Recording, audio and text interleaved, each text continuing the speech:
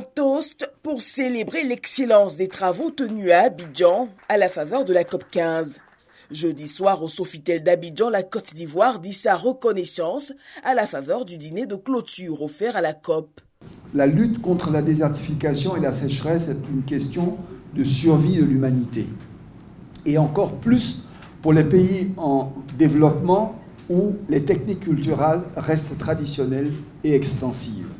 L'initiative d'Abidjan, adoptée dans ce sens, permettra à terme la restauration et la préservation des forêts en vue de soutenir la politique de développement agricole et durable de notre pays afin qu'elle soit plus résiliente. L'occasion pour le Premier ministre Patrick Achi de réitérer les vives félicitations du président Alassane Ouattara au secrétaire exécutif de la Convention, Ibrahim Thiaw, distingué dans l'ordre national. Au nom du président de la République, Son Excellence M. Alassane Ouattara, et en vertu des pouvoirs qui nous sont conférés, nous vous faisons commandeur de l'Ordre national de Côte d'Ivoire. Monsieur le Premier ministre, je voudrais adresser mes remerciements et mon infinie reconnaissance à Son Excellence, Monsieur le Président de la République, M. Alassane Ouattara, pour ce grand honneur d'avoir accepté sans hésiter d'être l'hôte de cette COP 15 et d'avoir fait de cette COP une étape inoubliable qui sera gravée dans les annales de la diplomatie environnementale internationale. La COP 15 referme ses portes ce 20 mai. Plus de 197 pays auront pris part à ces travaux relatifs à la lutte contre la désertification et la sécheresse.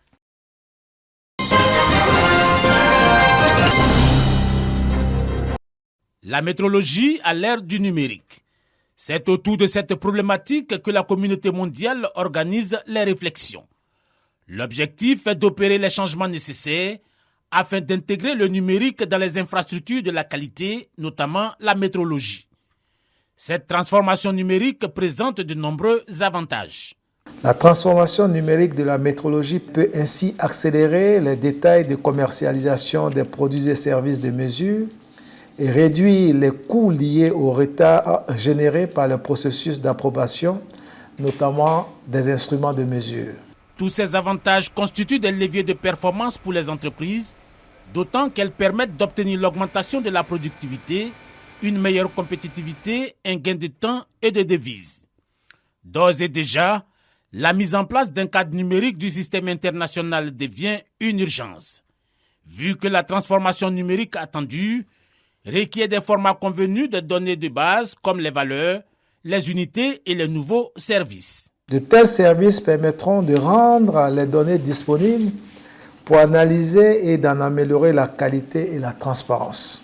L'intégration, dès leur départ, des principes et pratiques numériques dans les normes et réglementations techniques est un domaine sur lequel l'Organisation internationale de métrologie légale travaille actuellement, notamment en ce qui concerne un certificat numérique.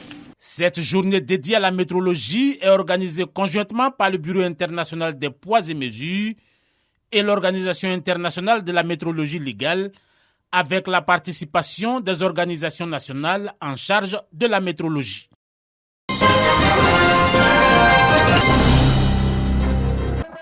La grande nuit artistique et de solidarité du Gontougou. Comme chaque année, l'événement a mobilisé encore des milliers de personnes à la place publique de Bondoukou. Initiée par la jeunesse consciente de Bondoukou, cette cérémonie vise à promouvoir les talents locaux afin de leur donner beaucoup plus de visibilité dans leur volonté de promouvoir la musique d'Izanza. Je suis beaucoup attaché à nos coutumes, donc je les encourage à continuer à essayer de sensibiliser la population à travers les différentes chansons qu'ils font. Pour cette troisième édition, les pionniers de la musique du Gontougo et du Bunkani qui ont réussi à promouvoir les rythmes du Zanzan à l'échelle nationale et internationale, notamment Gim Kamsom, Awakouman et bien d'autres célébrités, ont reçu des diplômes d'honneur et de reconnaissance. C'est la première fois qu'on reçoit ce carton en guise de gratitude pour dire que nous avons beaucoup fait pour la région du Gontougo. C'est une fierté pour moi, un sentiment de joie. Monsieur Azumana, déjà, il faut dire qu'il fait beaucoup pour nous. Ça nous permet aussi, nous les artistes du Gontougo, de se faire connaître et de s'exprimer tout simplement.